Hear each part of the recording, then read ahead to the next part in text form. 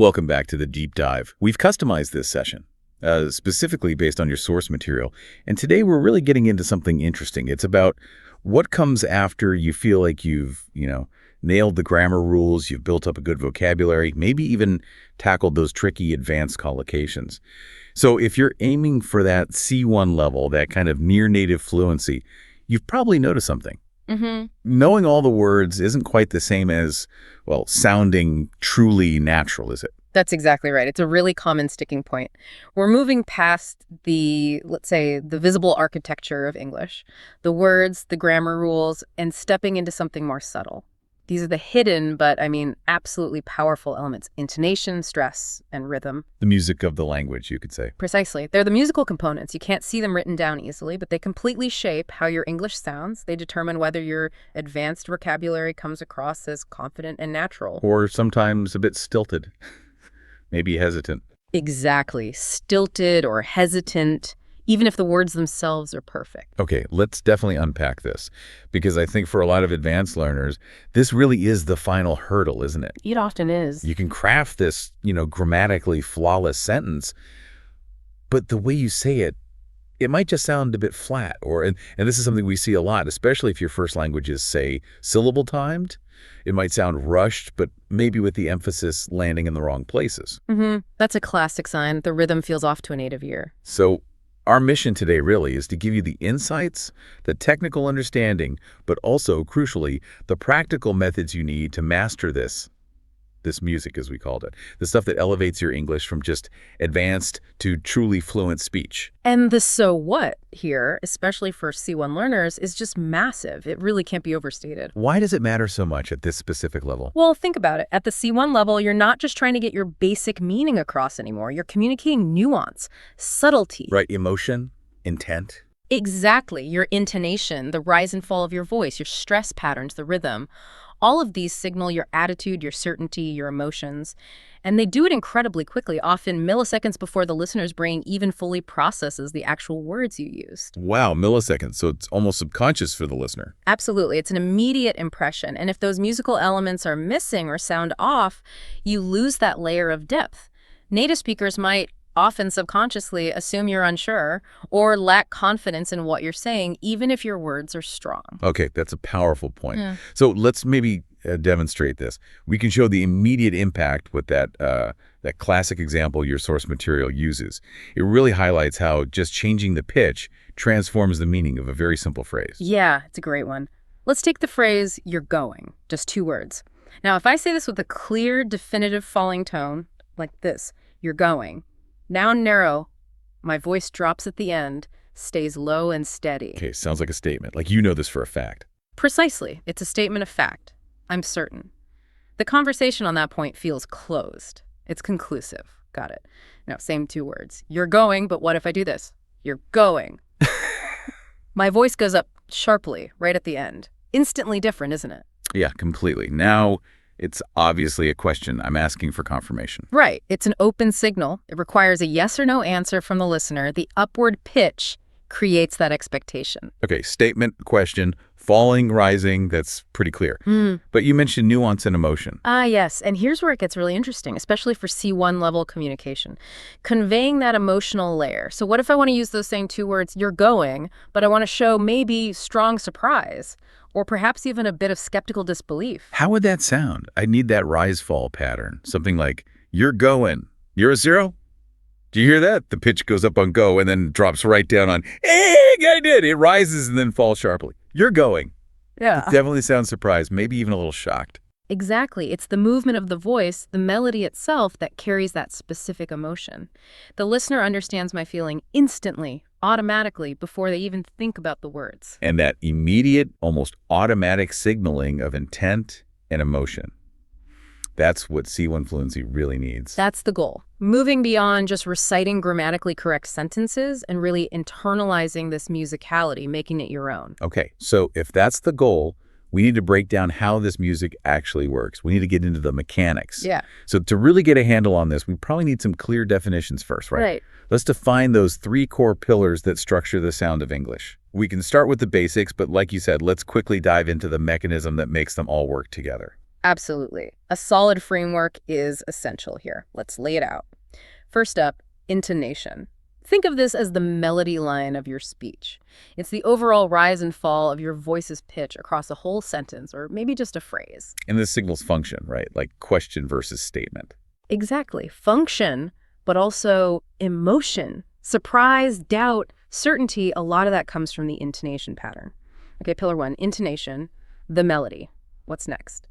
Second, stress. This is all about emphasis. It's the extra force or prominence you give to specific syllables within a word. Like important versus important. Oh, wait, that's word stress. Right, that's word stress, which is crucial too. But here we're also talking about sentence stress, emphasizing specific words within a sentence to highlight meaning. How do you actually do that? Make something stressed. Good question. You typically achieve stress by making the syllable or word slightly higher in pitch, maybe a bit louder, or even stretching it out slightly longer than the surrounding ones. Pitch, volume, length, those are the tools. Okay, so intonation is the overall tune. Stress is hitting the important notes harder. What's the third pillar? Third is rhythm. This is the overall beat or flow of the speech. It's the pattern of strong and weak pulses as you talk. Think of it as how the stressed bits and the unstressed bits connect and flow together. And this creates that characteristic sound of English. Yes, exactly. It creates that distinctive bounce or cadence that English has. All right, intonation, stress, rhythm. Got it. Now, you mentioned a foundational concept that sort of dictates all of this. Yes. And this is absolutely fundamental. If you grasp this one concept, so much about English pronunciation clicks into place. English is a stress-timed language. Stress-timed. Okay, what does that mean practically speaking? And why is it so crucial, especially if, say, my native language isn't like that? It's crucial because it's fundamentally different from many other major world languages. Languages like Spanish, French, Italian, Japanese, Mandarin, Chinese, these are often described as syllable-timed. Syllable-timed versus stress-timed. What's the difference in sound? In a syllable-timed language, generally speaking, each syllable takes up roughly the same amount of time to say. So a sentence with 8 syllables will sound approximately twice as long as a sentence with 4 syllables. The duration depends primarily on the syllable count. Okay, that seems logical. Like a steady beat for each syllable. Right, but English? Well, English doesn't really care that much about the number of syllables. It doesn't, so what does it care about? It cares about the number of stress beats. The stress syllables, the ones carrying the main meaning, usually in content words like nouns, main verbs, adjectives, adverbs. These tend to occur at roughly equal intervals of time, regardless of how many unstressed syllables fall in between them. Wait, equal intervals between stresses? Even if there are like 3 unstressed syllables in one gap and only one in the next. Exactly. That's the core idea. The time between the main beats wants to stay relatively consistent. Okay, my mind is slightly blown. So what happens to all those syllables between the main stress beats? They have to fit into that same time slot. They do. And this is the absolute key for advanced learners. This fundamental timing requirement forces everything between the stress beats to get compressed, squashed, or shortened. Compressed, so they're said faster. Much faster, and often less clearly. This compression is the secret to achieving natural-sounding speed and rhythm in English. It's not about talking faster overall, it's about compressing the unimportant parts. And this compression, this shortening and weakening of unstressed syllables, has a specific technical name and a key feature that C1 learners really need to grasp. It's called phonetic reduction. Phonetic reduction. And the primary tool for phonetic reduction in English is the schwa sound. Ah, the schwa. I've heard of that. It's written like an upside-down E, right? That's the one. It's often described as the lazy, central, neutral vowel sound, just a sort of relaxed sound, like the A in about or the O in today. And why is that sound so important for this compression idea? Because it's the most common vowel sound in English by far. And crucially, it's the sound that most unstressed vowels in English default to. They lose their clear, full quality and reduce down to this weak, indistinct sound. Okay, give me an example. Let's take a simple phrase. Sure. Think about, I went to the store. The preposition to is unstressed here. In the dictionary, to has a clear U sound, but in natural connected speech, It wouldn't sound like I went TOO the store. almost never. It reduces, that clear uses sound disappears, and it becomes to. Just a quick weak to. I went to the store. Okay, true. What about the? Same idea. Usually reduces to a, another schwa. So I went to a shuo. And other small words, too, like articles, prepositions, auxiliary verbs. Absolutely. Those little function words or glue words, as some call them, articles like a and the, prepositions like to, for, at, auxiliary verbs like am, is, are, can have, they are prime candidates for reduction. They lose their strong vowel sound, reduced to a schwa, or another weak vowel, and get swept away very quickly. They get glided by, as the source puts it. Exactly. Glided by in the rapid dash from one important stressed content word to the next. So if I, as a learner, were to carefully pronounce all those little words with their full, clear dictionary vowel sound, Your speech would immediately sound unnatural. It would become slow, maybe staccato, like each word is separate, even if your vocabulary and grammar are perfect. You'd lose the flow, the bounce. that makes so much sense now. That explains why native English can sound incredibly fast to learners. It's not necessarily that the speakers are moving their mouths faster overall. Right. It's that we're essentially de-emphasizing or skipping the clarity on the grammatically necessary but less meaningful words. We're flowing rapidly between the main content words, only really pausing or landing heavily on those key stress beats. Okay, this rhythm and reduction thing is huge. Let's use that practice sentence from the source material again, but this time, really focus on feeling this difference. The difference between enunciating every word clearly versus using natural rhythm and reduction. Good idea. Let's take the sentence. I went to the store to buy some milk. First, let's identify the main stress beats. Where does the core meaning lie? Usually nouns, main verbs, adjectives, adverbs. Okay, in I went to the store to buy some milk. I'd say the important words are probably went, store, buy, and milk. Those carry the main information. I agree. Those are the content words we'd naturally stress. So the little words in between to, do, to, these are the ones that need to be compressed, reduced. Right, we need to almost feel ourselves rushing through them to get to the next beat. Exactly. Now, listen carefully. First, if I pronounced everything clearly, which would sound unnatural, I would tase sin tusbe semil. It sounds very deliberate, very slow, Yeah. almost robotic.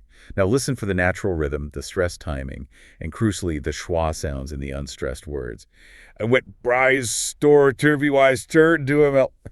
I went to the buy some milk. Wow, yeah, the to, the am, to some become really quick, weak sounds. And notice the timing. The time it takes to get from went to store, which includes two reduced syllables, feels roughly the same as the time it takes to get from bdy to milk, which includes dra, one reduced syllable. Okay, I think I hear that.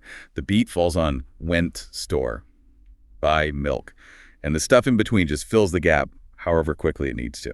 That is the English bounce, that alternating pattern of strong, weak, long, short. Training your ear to hear it and then training your mouth to actually produce it, especially mastering that schwa sound for reduction, is absolutely non-negotiable for reaching C1 level fluency and sounding natural. Thank you. Okay, so we've established the importance of rhythm, the beat, driven by stress timing and reduction. Now let's shift focus back to the melody on top of that beat, intonation. Right, because while the rhythm gives English its characteristic flow, the intonation, the pitch pattern, is what really carries the speaker's intention and attitude, isn't it? Precisely.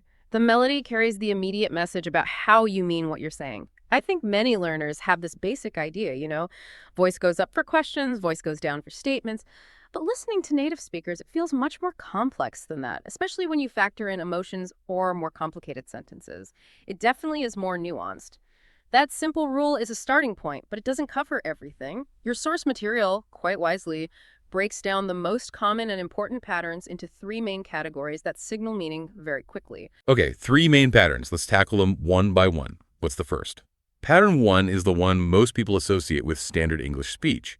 Falling intonation. This is where your voice pitch drops, often quite noticeably, towards the end of a phrase or sentence. Falling intonation.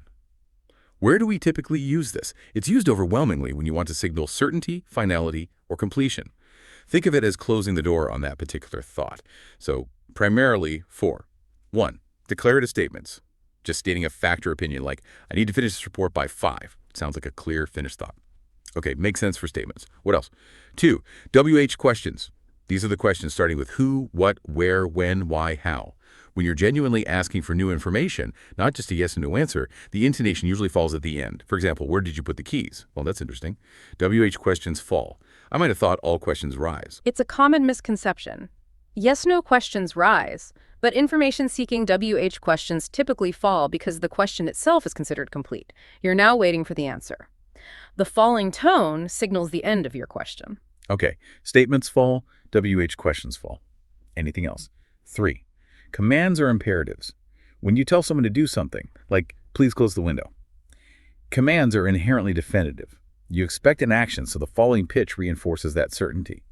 So falling intonation basically signals, I'm done with this thought and I'm pretty sure about it. That's a great way to summarize it. Certainty and completion. And here's the crucial link back to fluency. If you use a rising pitch on these types of sentences, statements, WH questions, commands, you instantly confuse the listener.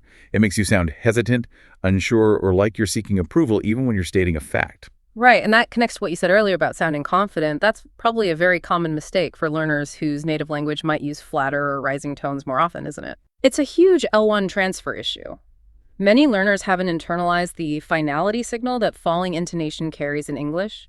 They might end statements with a slight rise out of habit, perhaps sounding polite in their own language, but in English, it can unintentionally make them sound perpetually unsure or questioning. Okay, so mastering that decisive fall on statements and WH questions is key for sounding authoritative and clear. Got it. Let's move to pattern 2.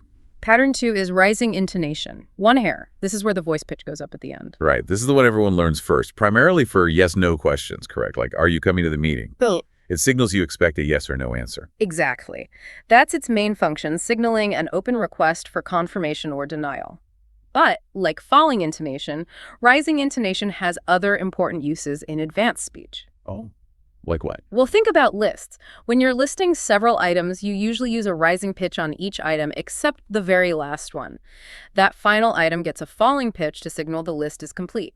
Okay. So, like, we need to buy bread, milk with things, eggs, if you're in, cheese. Perfect. That rising pitch on bread, milk, and eggs tells the listener, wait, I'm not finished yet. There's more coming. The final fall on cheese signals the end. That's useful. Any other uses for rising intonation? Yes, it can also be used to sound more encouraging or tentative, maybe when making a suggestion or asking a question you're not entirely sure about. A gentler rise can soften the statement. Like, instead of a direct, should we try the other route? Better know at dollar, maybe something softer, like maybe we could try the other route. Exactly. That slight rise makes the suggestion sound less like a command and more collaborative, more open to discussion. Okay, but wait a minute. Let me push back on that slightly. You said earlier that using rising intonation on statements can make you sound unsure. If I'm in a business meeting and I say, I think we should proceed with option A. Option, delay, using that rising tone. Doesn't that undermine my point? Doesn't sound weak, even if I intend it to be collaborative. That is an excellent and very important point. You've hit on a key area of nuance for C1 speakers, especially in professional settings. Yes, you can use rising intonation on statements to sound more collaborative or less dogmatic. But you are absolutely right. In formal contexts, relying too heavily on that rising, questioning tone for statements, especially when expressing opinions or recommendations, can significantly undermine your perceived credibility and authority. So it makes you sound less direct, maybe less confident in your own proposal? Precisely. You are essentially trading perceived certainty for politeness or openness. And while that can be useful sometimes, a C1 speaker needs to have conscious control. You need to know when to use that softer rising tone, perhaps for brainstorming, and when to switch back decisively to the falling tone to establish clear conviction and authority, even when making a suggestion. So instead of, I think we should hire Jane, a more assertive, confident delivery in a formal setting would be, I recommend we move forward with Jane. Exactly. Same basic message, but the falling intonation signals much greater conviction. Mastering that switch, knowing your audience and context, is vital. Okay, that clarifies the potential pitfall there. Nuance really is everything at this level. Let's move on to the third pattern, which you flagged as the most complex, the rise-fall intonation. Sierra. Yes, the rise-fall. This pattern is like the special effects department of intonation. It's the real workhorse for conveying more complex emotional states and attitudes. Like the really Sierra example earlier for surprise. That's a classic example, yes. Surprise, skepticism, disbelief often use this pattern, but it does much more. The voice pitch rises, usually on the key stress word, and then drops quite quickly and steeply. So beyond just surprise, what are some key C1 level uses for this rise-fall pattern? Where does it really add value for advanced learners? Probably its most important function, especially in discussions or disagreements, is for contrastive stress. Contrastive stress. What's that? It's when you specifically want to highlight a contrast between two things, maybe correct misinformation or strongly emphasize one choice over another. The rise-fall pattern is perfect for this. Okay, can you give an example? Yeah. Sure. Imagine someone brought you the wrong document. You might say, I asked for the RED narrow file, not the blue one. That sharp rise and fall in the word RED puts a spotlight on it, emphasizing the contrast with blue. Ah, I see. If you just said, I asked for the already dollar file, with a simple fall, it wouldn't have the same corrective force. Exactly. The rise-fall adds that extra layer of emphasis, making the contrast unmistakable. Or another example, maybe clarifying a schedule. You told me the meeting was today in Aristotle, not tomorrow. The rise-fall in today strongly highlights the discrepancy, the unexpected difference. So it's used for correction, emphasis, highlighting differences. What about other emotions? Irony, maybe. Yes, it can definitely signal irony or sarcasm too, depending on the context and tone of voice. Like, oh, that's just wonderful Nirasuro when something bad has happened. The rise-fall conveys the opposite of the literal meaning. Okay, this rise-fall pattern seems incredibly versatile. It adds that emotional depth and pinpoints crucial information. It really does. And mastering it allows you to modulate your tone very effectively, especially in potentially difficult professional conversations, without having to resort to overly complex or blunt vocabulary. You can signal disagreement or correction more subtly through your intonation. So summing up these three patterns: falling for certainty and completion, down arrow; rising for yes-no questions and continuation barrow; and rise-fall for contrast, surprise, emotion, and emphasis, narrow. That's a good summary. And the key takeaway is that the movement of your voice, the melody, signals this meaning almost instantly. Often, as we said, it registers even before the brain fully parses the words themselves.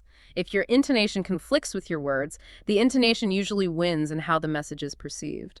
That's fascinating. The music can actually override the lyrics, so to speak, which means getting the music right is absolutely critical for clear C1 communication. Yeah. Okay, we've broken down the theory: stress-timed rhythm, phonetic reduction, the three main intonation patterns.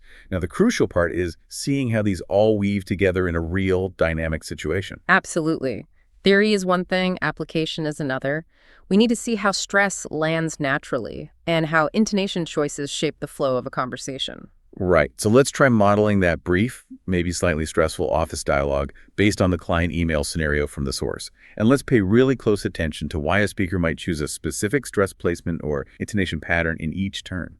Good plan. And remember, in a real conversation, stress isn't random. It usually lands on the word or phrase that introduces the newest or most important piece of information in that specific turn. Okay, I'll kick it off.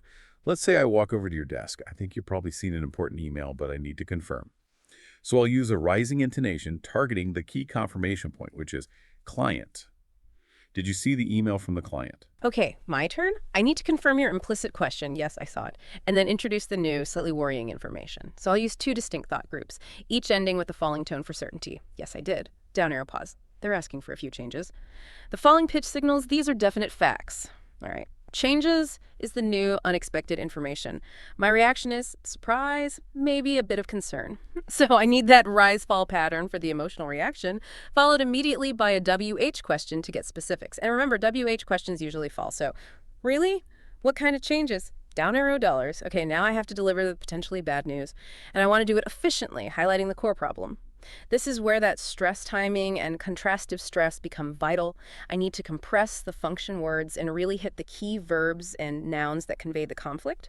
I'll use rise-fall intonation to stress the contrast. So something like, well, they want us to adjust narrow through to the timeline, pause, but keep narrow the budget the same. There. Ooh, okay, let's break that down. They want us to adjust the timeline. That us too sounds really reduced, almost like Trisharna. Exactly. Want us to become something like Limdor. Very quick, very reduced, sliding right into the stressed word, 80 just. That word gets the emphasis higher pitch, maybe slightly longer because it's the first key action, and then the contrast. But keep the budget the same. Again, the rise, fall, and keep really highlights the conflict with AG just. Precisely. If I had just said it flatly with equal stress, they want us to adjust the timeline but keep the budget the same. It just sounds like a list of requests. Right, it loses the inherent problem. But by using the stress timing, compressing the small words, and the rise-fall intonation on the conflicting actions, AD just, Anija, and keep narrow sero, I immediately communicate not just the facts, but the difficulty, the inherent conflict in that request. The listener gets the problem instantly. Okay, great example. So my final response needs to acknowledge that difficulty and state the consequence. I'll stress the key adjective describing the situation and then the key verb for the required action, following intonation for both as their concluding statements for this exchange. That could be tricky. We'll need to plan carefully. Stressing tricky conveys the problem. Stressing plan highlights the necessary next step. Perfect. See how that intentional use of stress guides the listener's focus? And the intonation confirms the speaker's attitude, concern, then determination.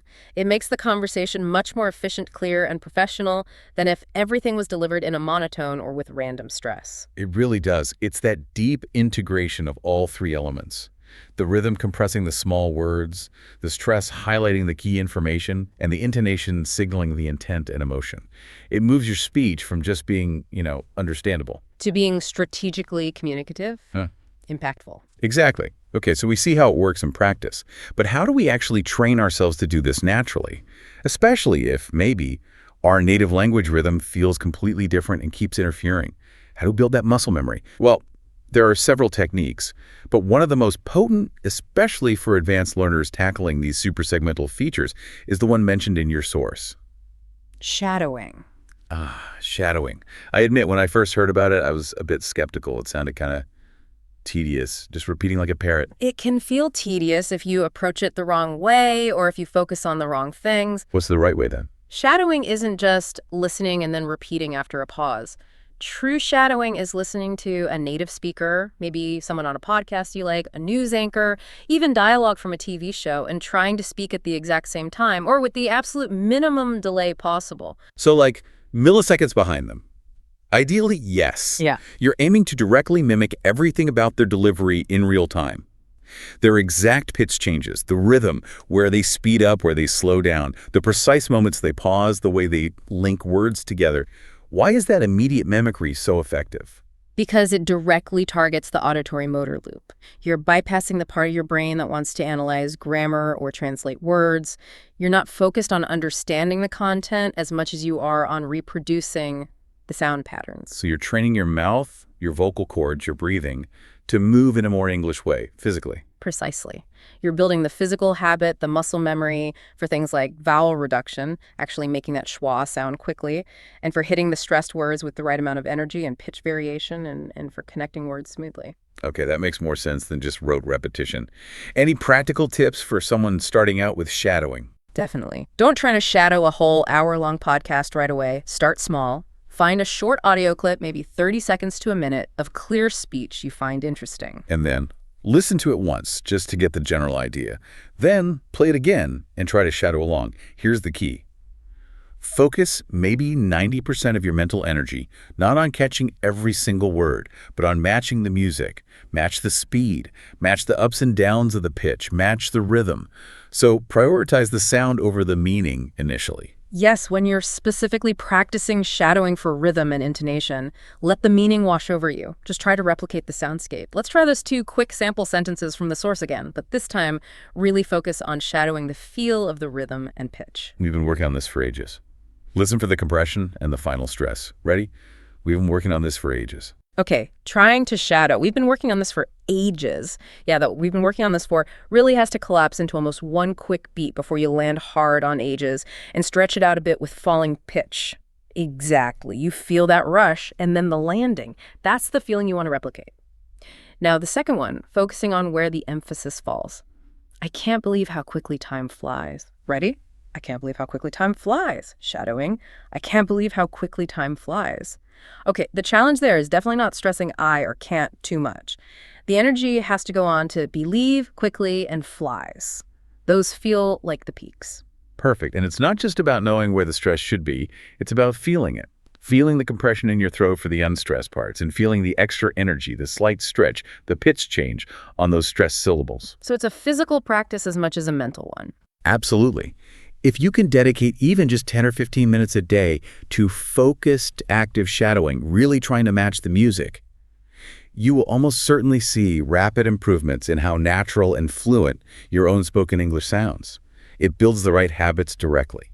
Okay, so shadowing is a powerful tool for building the right habits, but we also need to be aware of the common wrong habits that many advanced learners fall into, the things that might be undermining their fluency despite good vocabulary and grammar. Yes, knowing the common pitfalls is crucial for self-correction. Let's tackle 3 major mistakes highlighted in the sources. All right, what's the first big one? Monotone delivery and equal stress on everything. Ah, the robot voice problem. Exactly. This is probably the single biggest pronunciation issue for learners coming from those syllable-timed language backgrounds we talked about earlier. So the problem is basically giving every single word, and maybe even every syllable within multi-syllable words, the same amount of weight, the same clarity, the same duration. Precisely. You pronounce everything clearly, often using the full dictionary vowel sound for every word, even the little function words. The result: your speech sounds flat, monotonous, maybe even laborious to listen to. It completely lacks the natural energy, the bounce, the clarity that comes from English stress patterns. It sounds exhausting to produce, too. It can be. So what's the fix? Well, based on what we've discussed, it has to be about consciously applying that stress timing principle, right? Absolutely. The fix is twofold, and it requires conscious technical effort at first. First, you must identify the content words in your sentence, the nouns, main verbs, adverbs that carry the core meaning. Train yourself to put the primary stress only on those. Okay, stress the important words. What's the second part? The second, equally crucial part is to practice aggressively reducing the vowels in the unstressed words, the articles, prepositions, auxiliaries, etc. Don't just think, say them faster. You need to physically train yourself to produce that weak schwa sound. That's a quick, soft ugh for most of those unstressed vowels. So actively practice turning to into troin, get to frayer, can into tan, the into k, and so on. Yes, making that schwa sound your default for unstressed syllables is transformative. It automatically creates that essential alternating strong, weak, clear, reduced pattern that English rhythm demands. It's the antidote to monotone. Okay, fix number 1. Stress content words, reduce function words to schwa. Got it. What's the next common mistake? Unintentional rising intonation on statements. Yes, we touched on this. Ending your sentences sounding like you're asking a question, even when you're stating a fact. Yeah. Exactly. The problem is, if you state a fact, like, I've completed the analysis, koro, but your voice goes up at the end, you're unintentionally signaling uncertainty or tentativeness. It sounds like you're looking for confirmation or validation. Is that okay? Did I do it right? Which, as we discussed, can really undermine your credibility, especially in professional situations. It can even be perceived as slightly passive-aggressive sometimes, or like you expect the listener to finish your thought for you. Right. It creates a confusing mismatch between the content, a statement, and the delivery, a question signal. So, the fix. It has to be about consciously practicing that falling intonation for declarative sentences. Precisely. You need to make a deliberate effort, especially at the end of your statements, to ensure your voice pitch drops clearly and decisively on or after the final stressed syllable. Any tips for practicing that falling motion? A simple physical trick can help. As you say the final word or syllable of your statement, consciously make a small downward gesture with your hand. It sounds silly, but that physical movement can help reinforce the mental intention to lower your pitch. Practice saying simple statements like, my name is your name, or live in your city, and really focus on that final downward glide. Okay, practice falling intonation for statements. Maybe use a hand gesture to help. What's the third common error? Lack of natural pausing, or sometimes pausing in the wrong places. So this is about the flow and phrasing. Yes. Often, learners, perhaps in an effort to sound fluent or because they're nervous, tend to rush their words together. They speak quickly, but without the natural breaks and pauses that native speakers use to structure their thoughts and allow the listener to process information. And the result is just a breathless stream of words that can be hard to follow. Exactly. It leads to a lack of clarity. The listener doesn't get those little moments to digest one idea before the next one comes rushing in. Plus, practically speaking, you run out of breath. So the fix isn't necessarily to speak slower overall, but to pause more strategically. Precisely. Think of pauses as punctuation marks in spoken language. You need to use them consciously to chunk your thoughts and emphasize meaning. Where do native speakers typically pause naturally? There are common places. We often pause briefly. There are common places. We often pause briefly. 1. Before coordinating conjunctions like and, but, or, so when they connect longer clauses. There are common places. We often pause briefly. 2. Between grammatical clauses or longer phrases. 3. After an introductory phrase or clause like, from my perspective, pause, we should wait. 3. After an introductory phrase or clause like 4. Sometimes before or after important words or ideas for emphasis. So pausing isn't a sign that you've forgotten your words or that you're not fluent. Absolutely not. In fact, effective pausing is a hallmark of a confident and skilled speaker. It shows you're in control of your message. It gives weight to your words, allows the important stressed syllables you just produced to land properly, and, crucially, gives both you and your listener essential breathing space, literally and figuratively. So chunk your speech into thought groups. Use pauses to separate them and add emphasis. Yes. Remember, speech isn't just a continuous stream. It's organized into these breath groups or thought groups. Consciously using pauses helps you deliver your message in more digestible units, which dramatically increases how effectively you communicate, even if your actual words per minute rate might decrease slightly. Clarity trumps sheer speed every time. Okay, this has been incredibly insightful. We've covered the mechanics of rhythm, stress, intonation, and some common mistakes to avoid.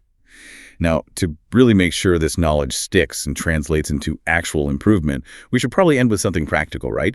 An interactive challenge for listeners to try this week. Yes, that's a great idea. Knowledge is useful, but practice is where the real change happens. The source material suggested a self-assessment exercise that's actually incredibly powerful because it gives you immediate feedback. What does it involve? It involves recording yourself. Find a short text, maybe a few sentences, or a brief dialogue, and record yourself reading it aloud twice. Okay, record it twice. How should the two recordings differ? The first time, the instruction is to read it deliberately flatly, as monotone as you can manage. Try to give every word equal stress. Use no vowel reduction, pronounce duas tasies, etc., and use minimal intonation variation. Basically, read it like a very, very bored robot. Okay, reading number 1. Monotone, equal stress, no reduction. Got it. What about the second time? The second time, read the exact same text, but this time, focus entirely on applying everything we've discussed today. Consciously identify and hit the content words with proper stress. Aggressively reduce the function words using the schwa sound. Apply the correct intonation pattern, falling for statements, rising for yes-no questions, maybe rise-fall for emphasis at the end of each phrase or thought group. Use natural pauses. Really try to make it sound like engaged, natural English speech. And then the crucial step is Listen back immediately to both recordings, one after the other. the power of comparison. Exactly. Hearing the stark contrast between your robot version and your natural attempt version is incredibly illuminating. It instantly highlights the dramatic difference these musical elements make to professionalism, clarity, and overall impact. It gives you a tangible measure of where you are and what specific areas, rhythm, pitch reduction, you might need to focus on more. That sounds like a really effective way to get objective feedback on your own progress.